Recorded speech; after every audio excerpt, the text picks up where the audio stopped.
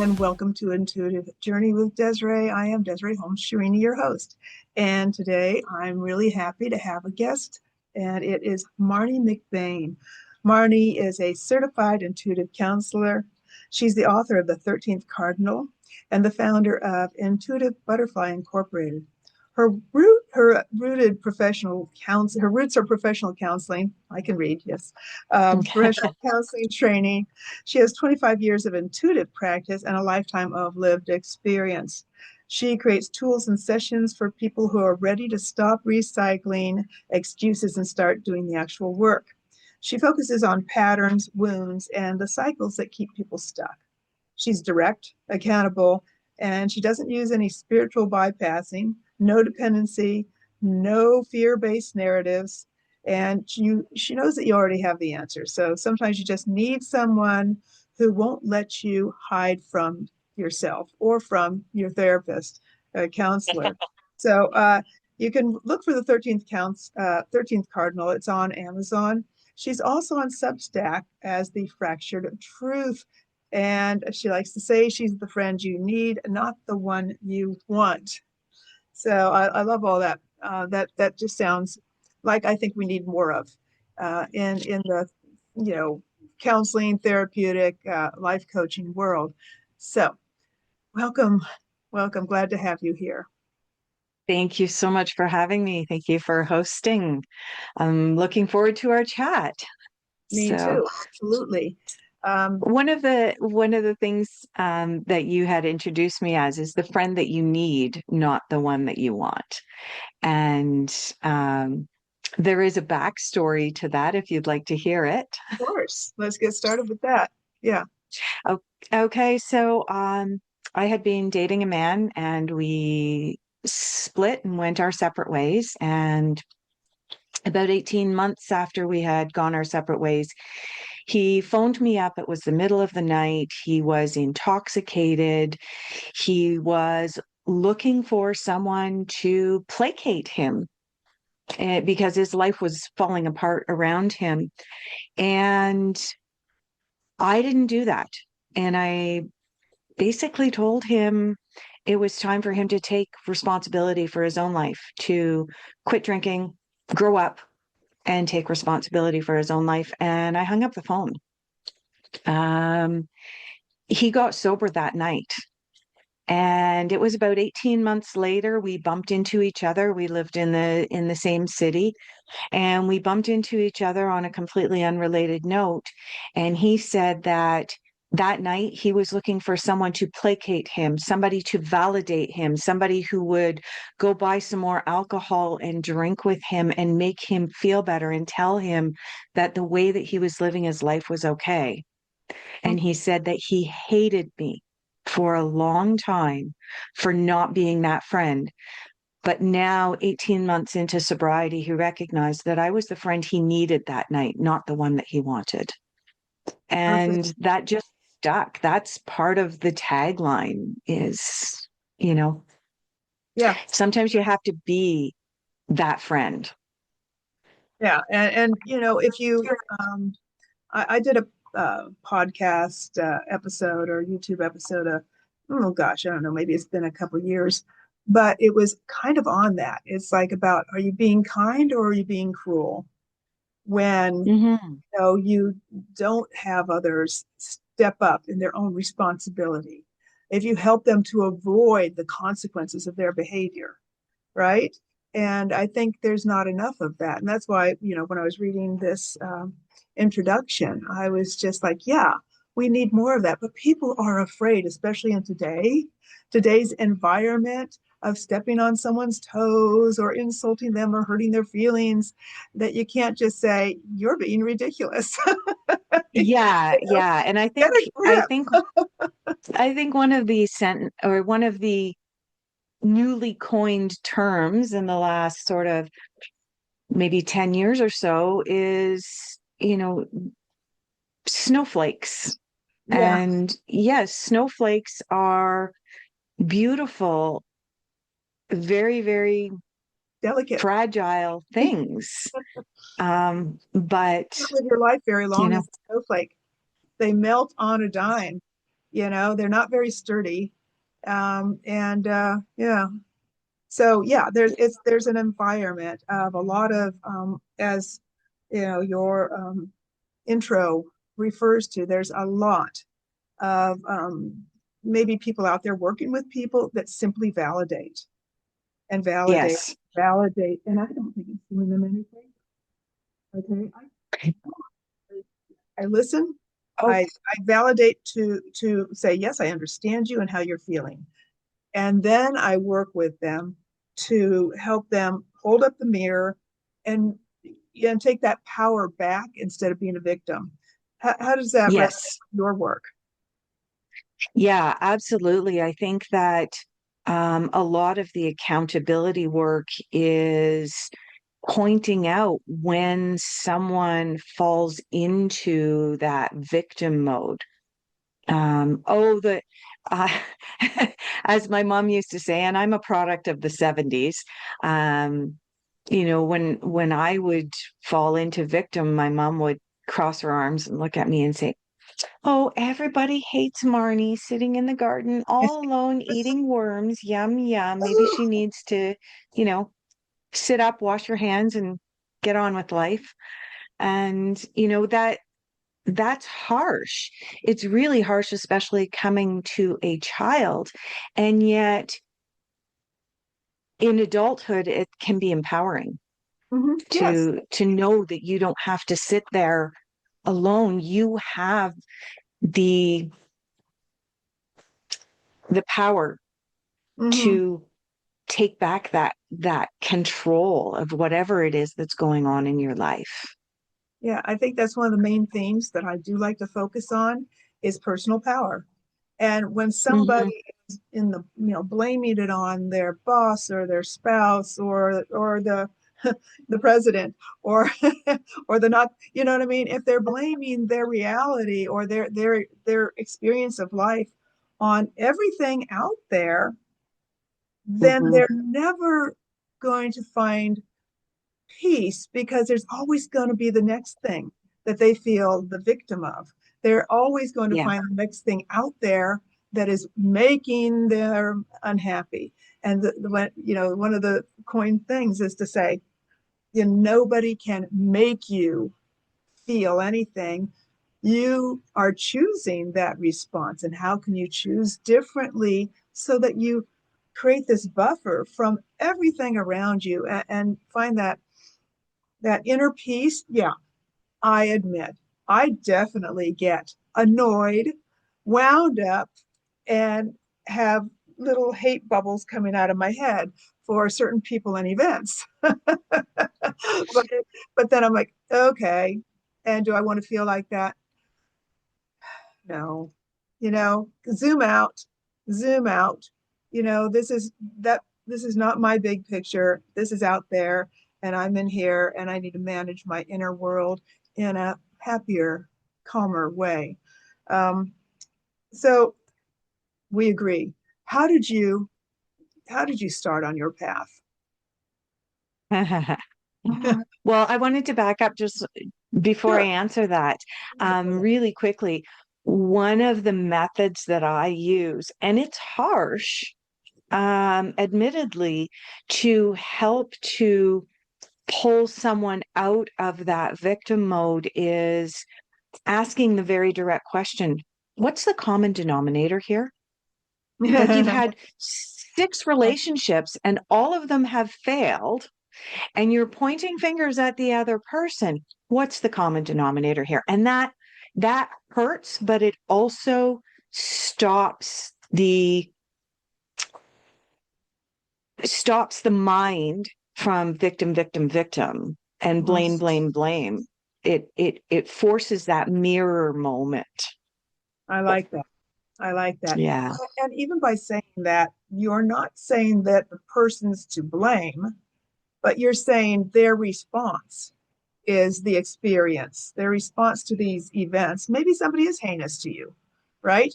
Maybe there is a bad circumstance, but your response is what's making you sick or unhappy or feeling like a victim. Your response inside. So back to how did you get started, right? So before I formally trained as a hypnotherapist, before I formally trained as a counselor, I was the loner in high school, but I was also the person that everyone sought out when the you know what hit the fan. Mm-hmm. When, I was the one that I was pushed out, I was the one pushed up against lockers so that the pretty girls could walk past. And yet those same pretty girls would seek out my counsel when their boyfriends dumped them, when they realized that their parents were getting a divorce and they didn't know how to handle it. If there was a worst case scenario about something that was happening biologically to them, I was the person that they would seek out after school in private and say, help me out here, Marnie. And Mm-hmm. so it was more of something that came naturally to me, and I resisted it for a long time. Um, and it was about, well, I want to say maybe 7 or 8 years ago that I just said, I can't resist this anymore. I still have people coming to me left, right, and center all the time. I go to the grocery store and I get people's life stories, and I haven't even introduced myself yet. So it came naturally, and then I decided to formalize all of my training so that I could actually work in this space without that sort of stigma of, well, Right. what makes you qualified? Right. Right. And I think it's true. I know that you comment that your life experiences definitely give you a lot of valuable information. But I do also, as somebody with a zillion certifications, I also agree that sometimes when I'm taking a certification, I'm like, oh, okay. These are little things that I never realized maybe, I should or shouldn't say, right? You know what I mean? Like maybe Yeah. that's not the right way to do it, or watch out, this is a red, this will not help them. And I'm like, okay, I probably hadn't thought about that.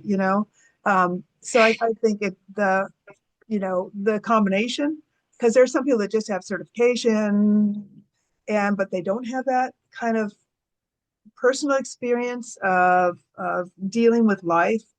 Um, I'm not perfect. Well, unless you ask me, but yeah, We but all have biased opinions about ourselves and our children, right? oh yeah, yeah, mine are the best.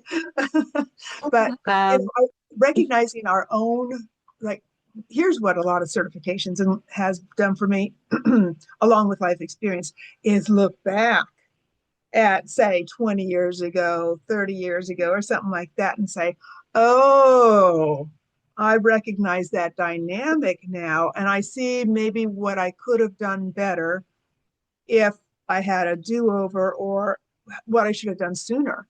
And so then when I'm yeah. working with people, it gives me that life experience plus the right answer, you know? um, Yeah, and not throwing shade to someone who's in their 20s or their 30s, but I have come right out and asked people, who do you want sitting across from you when you're going through the most difficult time in your life? A 26-year-old that has $100,000 degree hanging on the wall and can quote Freud or Jung verbatim, or somebody who's actually gone through a messy, nasty divorce, who can really, really sympathize and empathize with you, but also has a credential hanging on the wall indicating that they know when and where to soften, and when and where to really come at you and point out the hard things. mhm. And it's funny you bring that up. Actually, my divorce several years ago now, but is what really catapulted me from that experience into really wanting to help people skip a lot of what I went through, and Hmm. a lot of it was victimhood, right? Yeah. And so it, that's always the, the silver lining, the opportunity instead of seeing it as a punishment. It's an opportunity, and use it like that. So, so you have children, you lived life, I have right? one actually, just Okay. one. Well, you only needed the one because she's perfect. Is it a she or a he? It's it's my son, Okay, and he's he's perfect. actually going to be 18 Oh, later this year. well, So happy birthday to him. That's a big one. Anyway, thank you.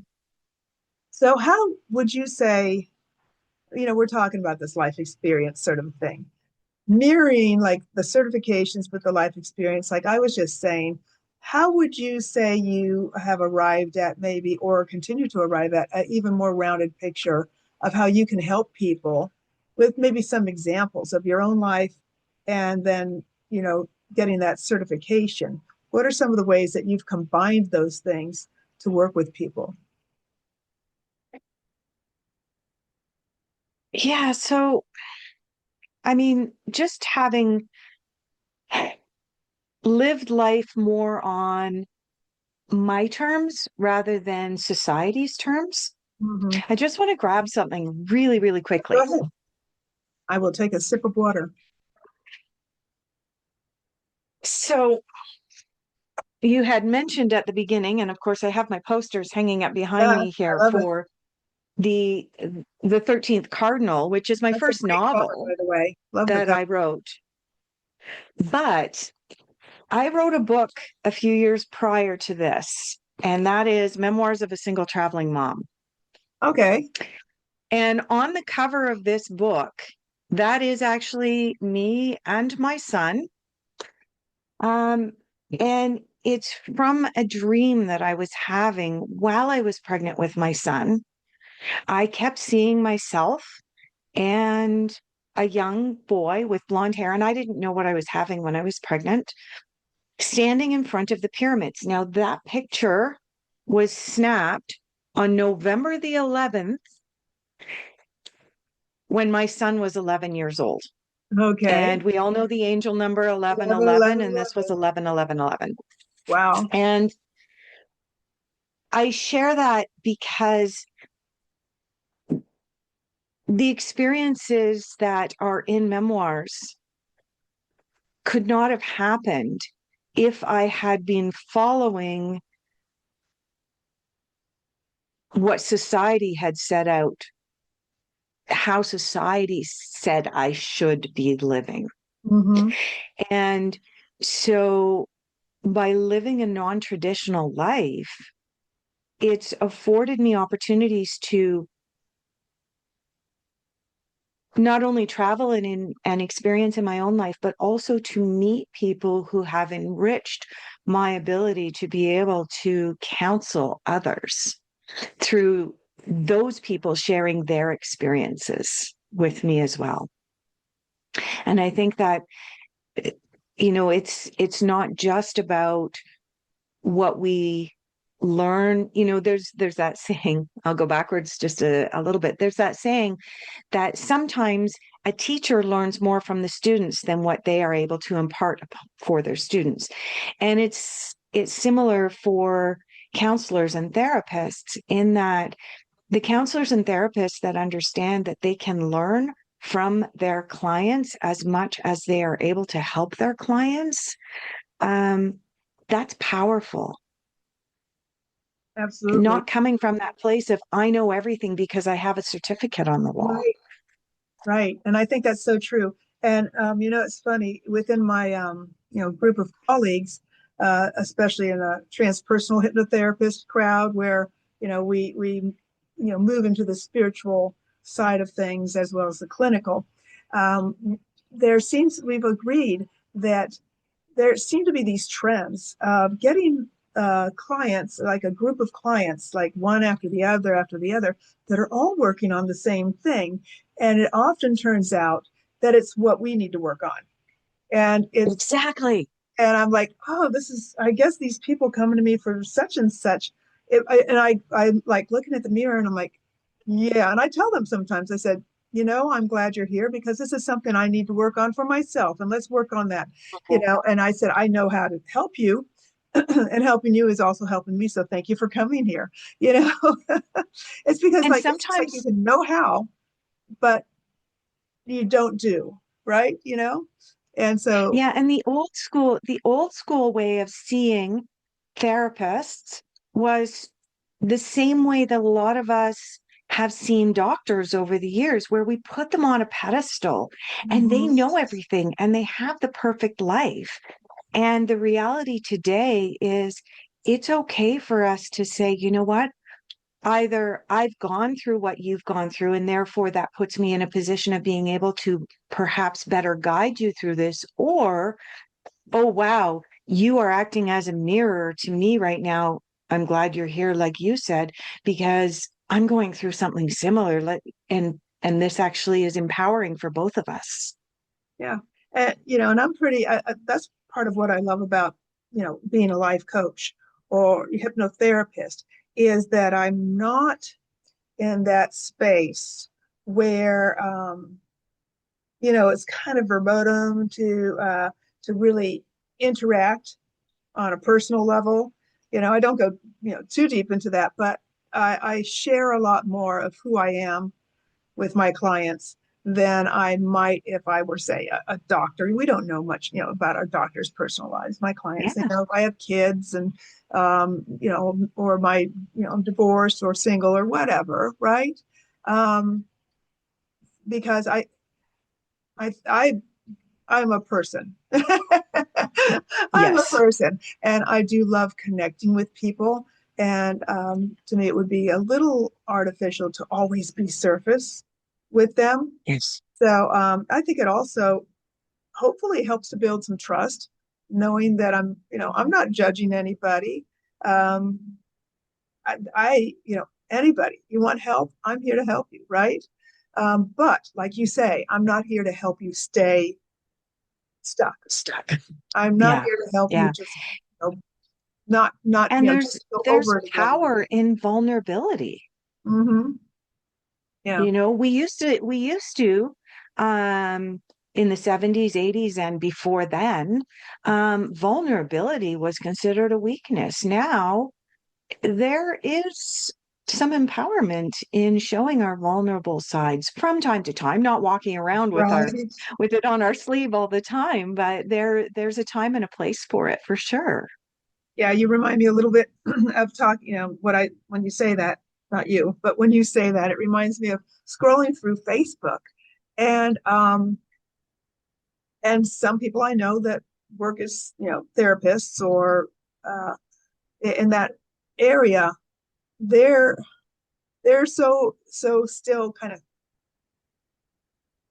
many people are still sort of stuck in their own healing, Mhm. that's the theme of their whole every time is, this happened and then that happened and now I'm working on this. And it's like their online therapy that they can just keep themselves stuck in sometimes. And I'm like, watching, like, whereas other people, they do have that little barrier of like, this is what's happening with me, hey friends, but that's not the theme of everything. Right.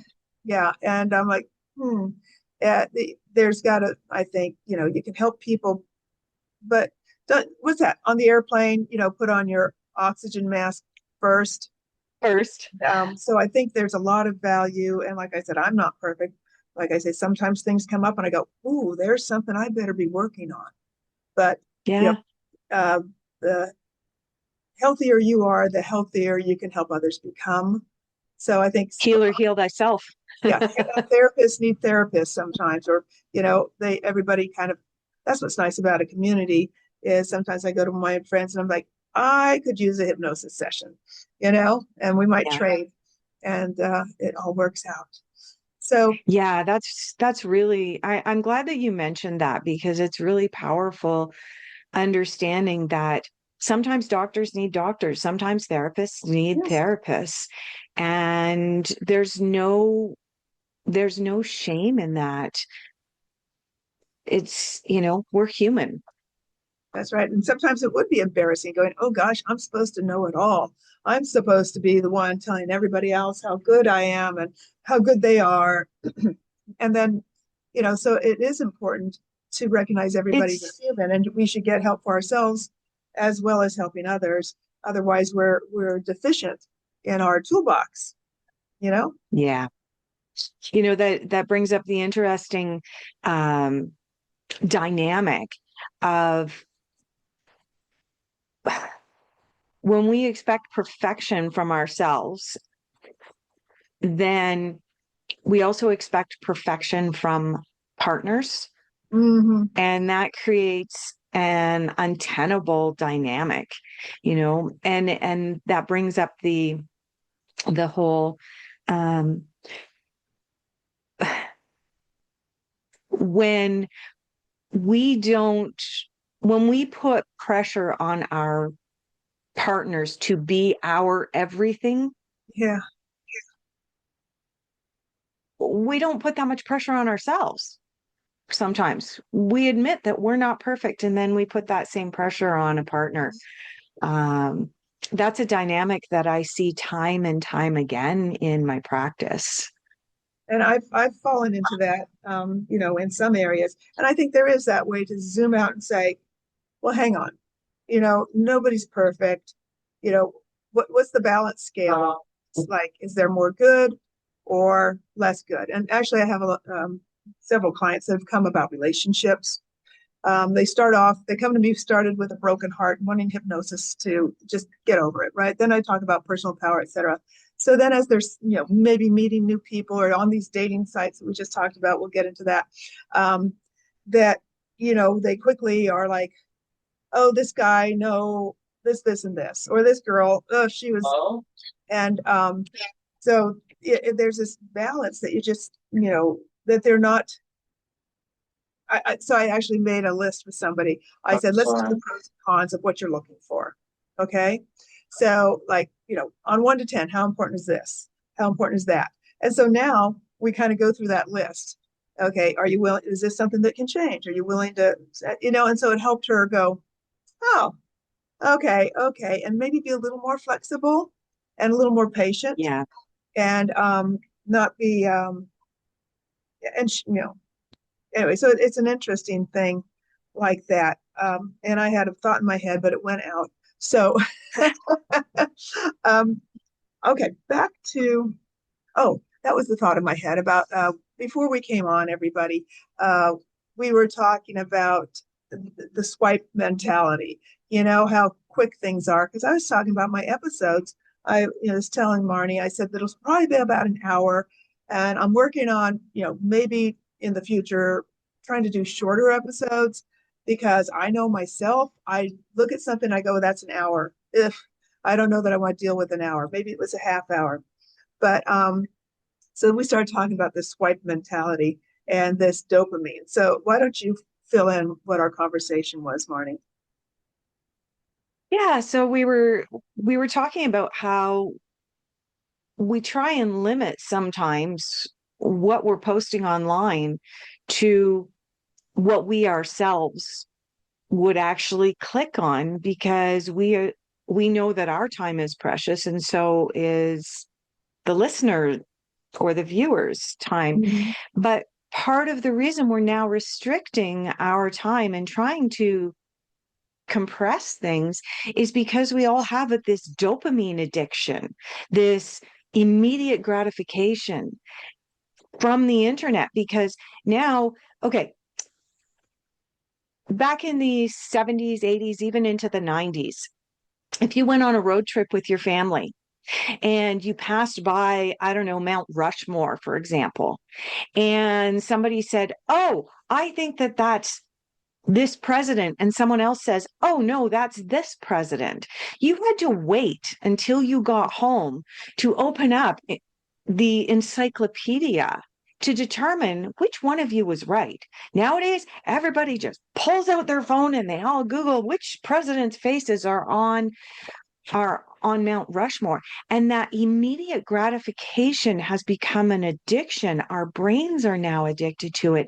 And that has drifted down into going from YouTube normal length to YouTube shorts Oh yeah, to TikTok videos to now the online dating right. place Yeah, where people no longer want to work on relationships anymore because of this dopamine addiction. So you meet someone new, you go out for a meal, it's all exciting. And 3 months in, some of that dopamine starts to drift off. And all of a sudden, you're back on that dating site because you're looking for that next fix, even though the most perfect person could be sitting in front of you.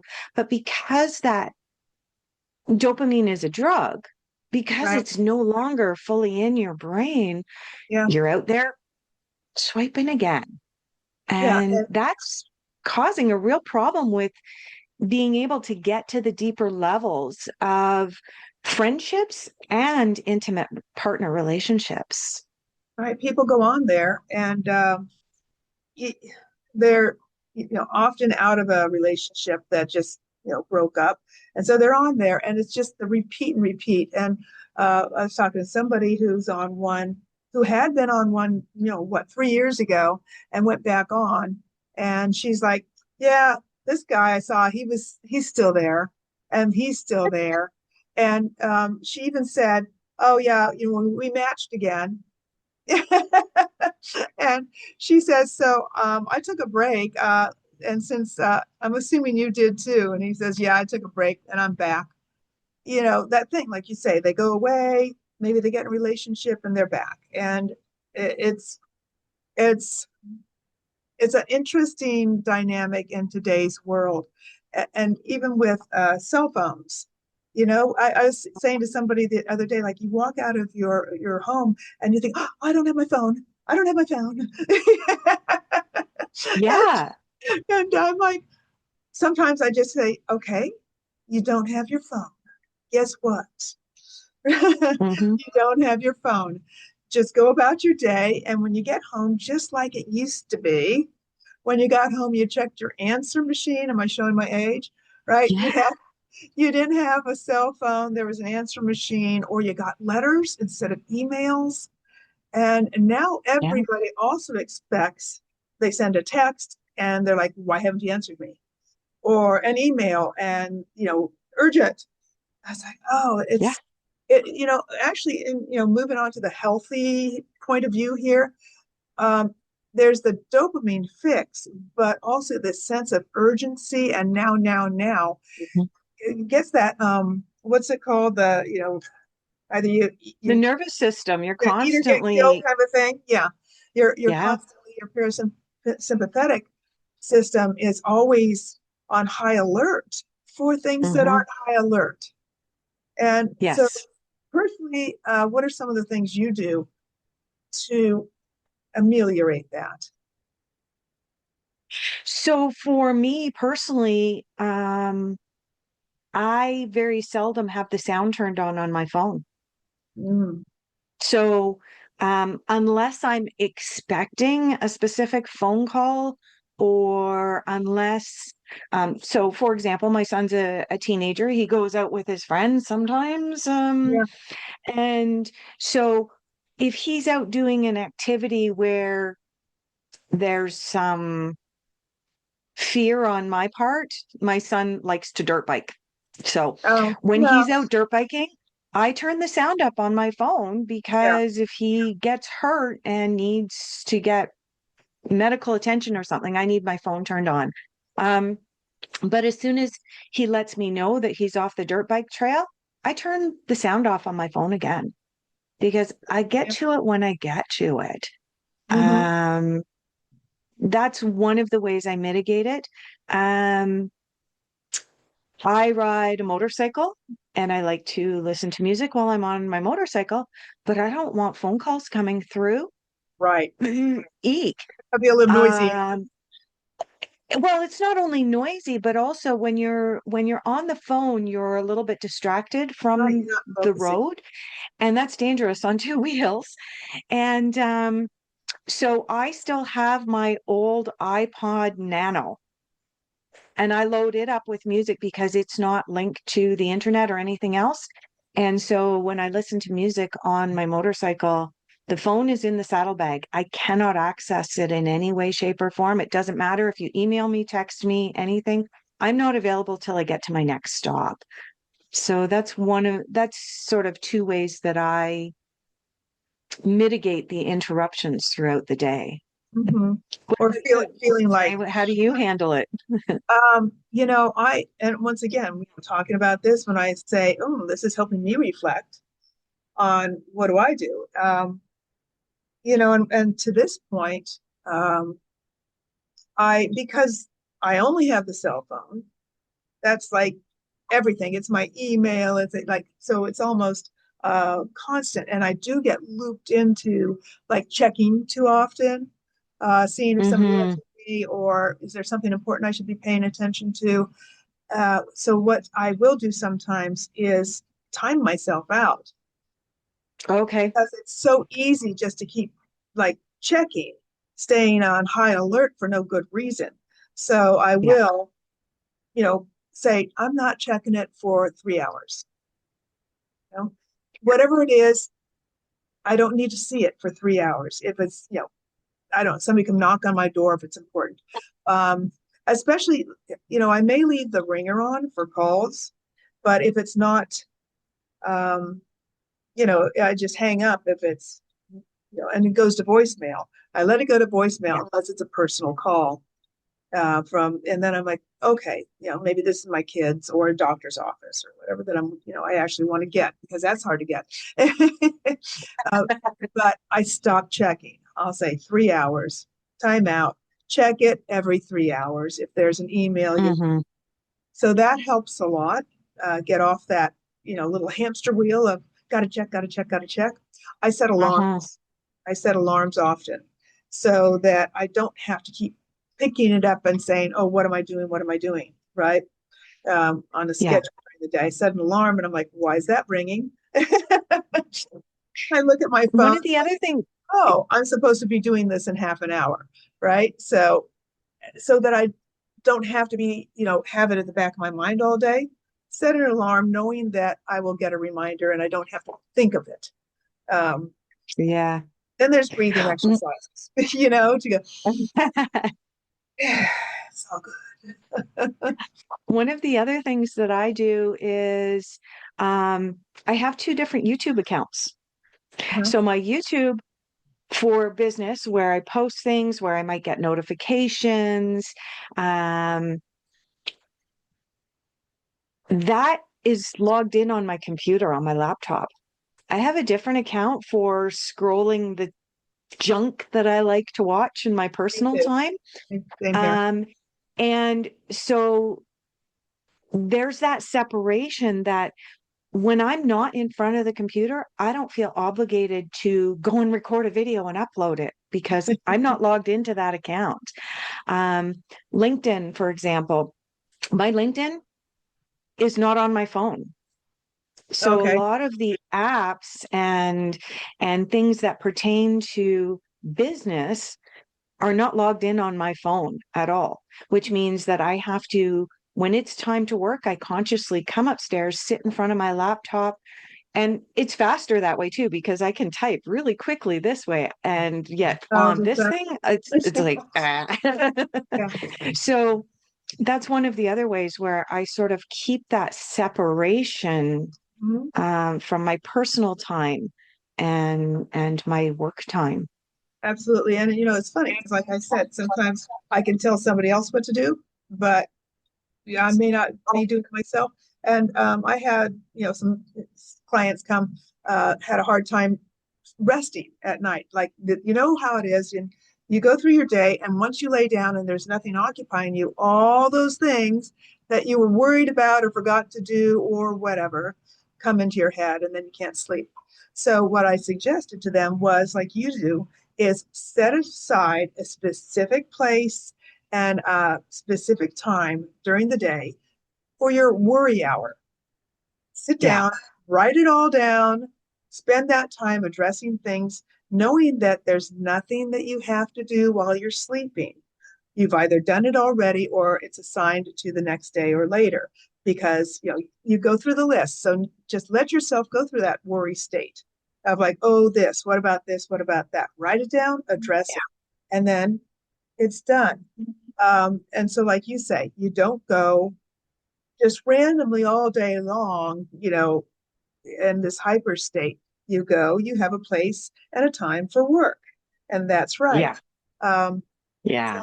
so that's really good. I like that, and I hope people are This listening. Yeah. That reminds me, Desiree, actually, of probably one of the best pieces of advice I ever got when I was struggling with meditation, where, you get that monkey mind, that squirrel chasing squirrels instead of getting into that space. And because our conscious mind likes to be busy and it likes to be acknowledged. And I love the giving your monkey mind that hour.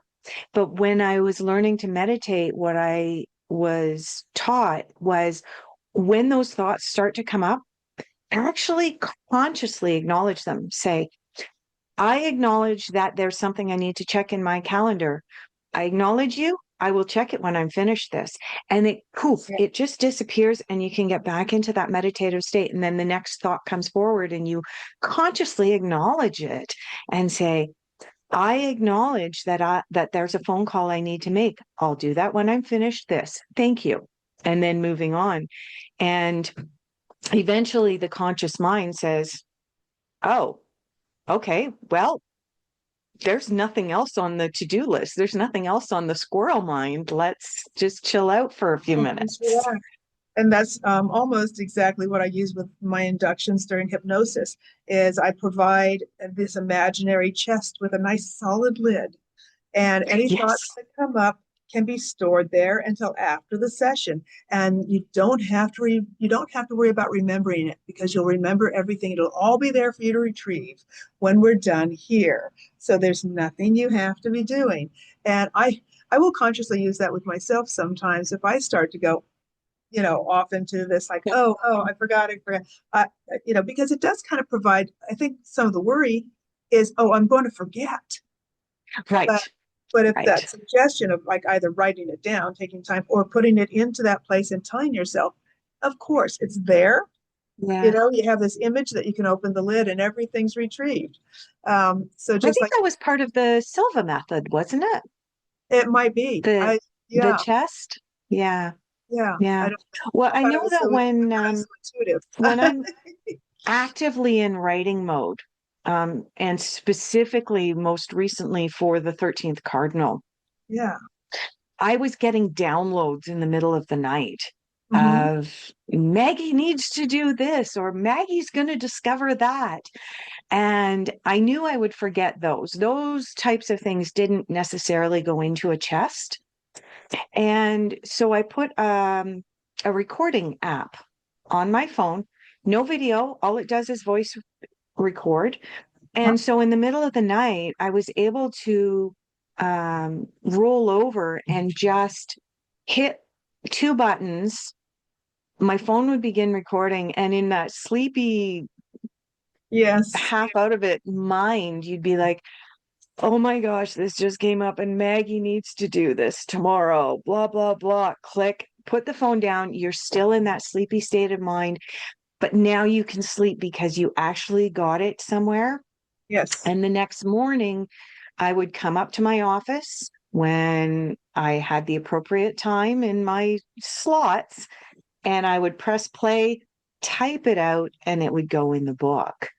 Exactly. Perfect. Yeah, I do the same thing with notes and I use voice to text. And then when I try to read them later, because I'm in this dream state or whatever, and sometimes I'm blah, blah, blah, blah, blah, and I look at it and I'm like, what did I say? But I sometimes get the gist of it, but sometimes I have no idea what I said. Speaking of the book, let's talk about that. So, Yeah. was it published and what gave you this, you know, uh, drive to write the book? So the concept for the book came to me in a dream way back in late 2022. And I started researching it, started pulling threads. And in fact, it's still sitting right next to me this was the research notes that I came up with, like, Wow. and it was just a document that I started, and I would just hit save. Oh, this, save, hit this. And ultimately it became that huge, huge document. And on December 24th of 2025, so about 7 months ago, I fell while downhill skiing and I shattered my left shoulder. Like, just, I Sorry. broke it in 4 places. And luckily, I did not need surgery, but what I had to do was remain strictly immobilized for 5 to 6 weeks. Ooh, And I was told if I was immobilized for 5 to 6 weeks, everything had lined itself back up after I fell. that's lucky. But things were very fragile in Mhm. there. And I was told if you stay immobilized, don't sleep in a proper bed because you could roll over and jostle things. Um, your recovery is going to probably be 3 to 4 months. If you move things, you're going in for surgery and your recovery is going to be upwards of 18 months to 2 years. And I went, okay, I'm not moving. Okay, wrap myself up. I'm not Put you in a moving. cage, you know? So through those long 6 weeks of sitting on my couch through the winter months, the book came back into my consciousness. It had been sitting on a shelf, all this research and so on. And I began to take the paper, I had printed it all, and go, okay, this concept goes here, this one goes here, this, oh my God, I'm going to need to cut and paste, and I'm going to need like about 20 pieces of Bristol board to cut and paste and put all these concepts together. And somebody said to me, why don't you put it in AI? And I went, nope, nope, nope. I'm Yes, not that's doing right. AI. I have this problem with it. And they said, no, no, no. AI is not going to write your book for you. Just upload the document and tell AI to organize it. And I went, and I struggled with that for a long time. And ultimately, I made the decision to do it.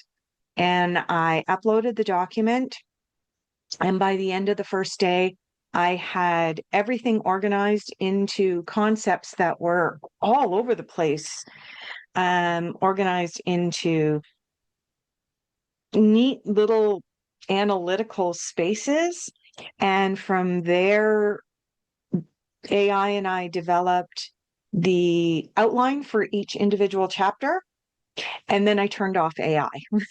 Right. Yeah. Once I had, It serves its purpose when it does. And and then like if you had kept going, then it would be like a little pushing its purpose, right? So yeah, I've had the same. yeah, So yeah. so So then then, it gave you that boost that it's just organization or just, yeah, clarity, because that's the biggest part of the puzzle. And then you're like, okay, I've got a roadmap, you know? yeah, yeah. Yeah. So then I began writing, I began the character development for each of the individual characters and so on. And then I got to the point where I needed to begin to edit and proofread. And I started to look at, because when I did memoirs, I had had to hire people for that, and it's extremely expensive. And again, I turned back to AI and I treated AI as if I were hired by a publishing house who would have provided me with a formal editor and proofreader. And so each chapter went into AI as I completed it for the purposes of, oh my God, how many times could you possibly use that word? Could we please get out a thesaurus here? Oh, And yeah, so that was how the book came to fruition, wherein AI acted as a traditional editor or proofreader would have. And and that's probably what they use the, nowadays anyway in those editing houses. They probably just put it yeah, through AI and charge you. yeah. So the 13th Cardinal was originally intended to be a standalone book. And by the time I got to the end of it, I realized there's two more books. And so this is actually book one in a trilogy now. Wonderful. So tell us about what is the basic synopsis without giving away the ending. So Maggie Magdalene dedicated her life to the church and had decided that she had achieved the highest rank that she was ever going to achieve as a female. But all of that changed when a dying pope changed papal law and allowed women into the upper echelons, and with his dying breath announced that Maggie would become the first female cardinal in the Catholic Church. Okay. In so doing, because of her elevated status, she was given unprecedented access to the Vatican archives, which we all know contains the largest sort of library on the planet. And she started digging, and there were things that she realized the church had suppressed. And so then she has a crisis of conscience. Oh, do I release this or don't I?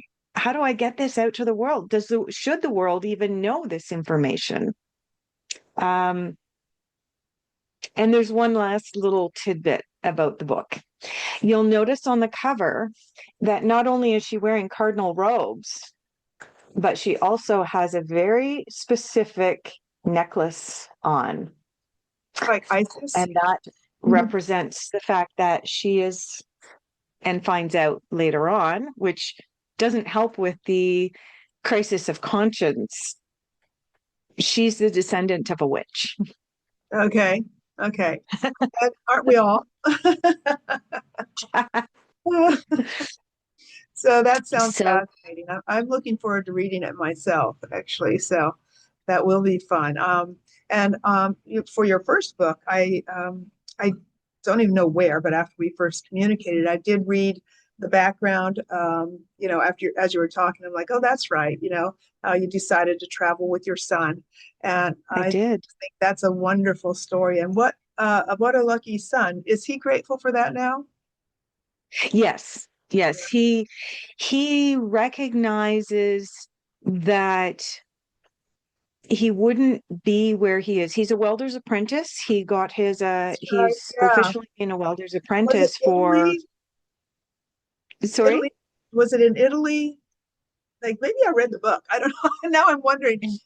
He volunteered. Go on. I mean, but he wanted to learn it so badly. Oh, Mexico. Yeah. That's right. That was it. It was in Mexico where he began volunteering at a welding shop in order to learn something that he was passionate about.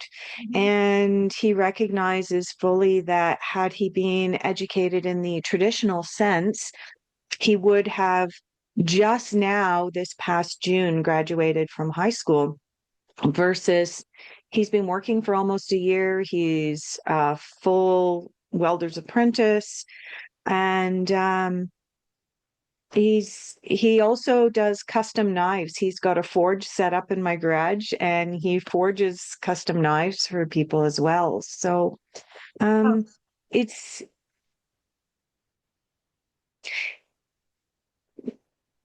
transitioning from the traditional 9 to 5 into educating my son became more of an education for me than anything else, because I had to uncouple myself from my son would be better off sitting in a classroom philosophy that I was raised under. And the way that children learn, they will learn from being in a classroom. They will integrate from being sent out into the world. And that's 2 different levels of learning. Yeah, it's sort of like he got to have Montessori for life. He got that whole, in hands-on, it's experiential learning. And sounds like he's better off for it, and has a really, really good time ahead of him. So congratulations. Yeah, he's I mean, all moms are proud. We went through this. I mean, our kids are we have biased opinions about our kids, but yeah, I think that he's a very well-grounded teenager, and I'm really grateful that he has also found his tribe here with another group of alternatively educated kids. Right? They can share those experiences that you can't when you say, I don't know, talk about recess in third grade. It's just his life was a little bit of educational recess. Awesome, right? Yeah, So yeah. um, we're almost to the end of our time, but I'd like you to share how you work with clients, how they can reach you. Is it in person? Is it on virtually? And specifically, more about your work and business. Okay. So, as previously mentioned by you, by me, I'm a certified intuitive counselor. I'm also a certified hypnotherapist with a specialty in past life regression.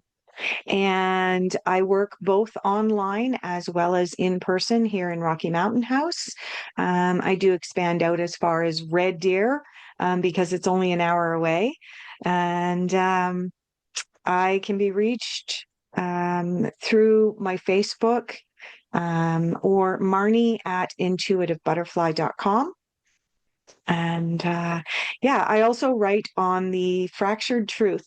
So the 13th Cardinal is written similarly to the way that um, the Celestine prophecy was written, where the Celestine prophecy had an insight at the end of each chapter.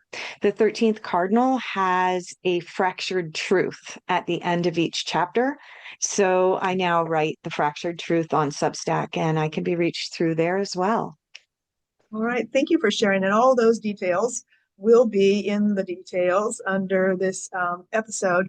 So if you want to find out more about Marnie, find out her, Marnie, sorry, Marnie. I was trying to say book and Marnie at the same time. Find out more about Marnie and her books. You'll find that there. And is there anything else? Anything else you want to share before we sign off? I just want to thank you. Thank you. Truly, thank you for the opportunity to come here to chat with you. It's, I think, I think I learned a lot today. And so I'm grateful for that. Thank you so much, Desiree. Thank you. I also, like I said, I always, learn from you. Did a little reflection on like, wait a minute, maybe I should. I appreciate I appreciate your time and wanting to come on my show, and really enjoyed meeting you. So for my audience, thanks for being here too, and I'll see you next time on Intuitive Journey with Desiree.